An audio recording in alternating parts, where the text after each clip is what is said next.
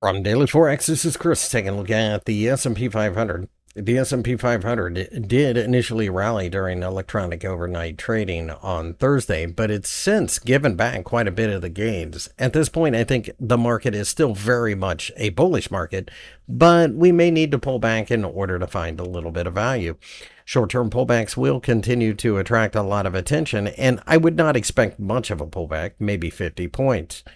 Ultimately, this is a market that breaking above the 5,500 level is, of course, important from a psychological standpoint. But really, at the end of the day, this is yet more of the same action that we've seen in this market.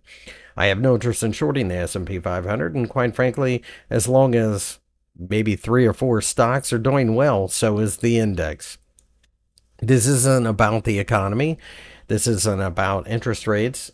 Although there is an argument to be said that the Federal Reserve monetary policy will have a major influence on where we go.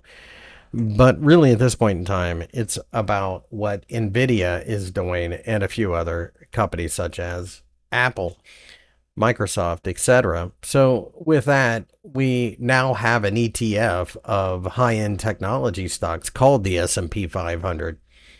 Short-term pullbacks continue to be buying opportunities, and I think at this point, the 5,300 level will be the hard floor in the market.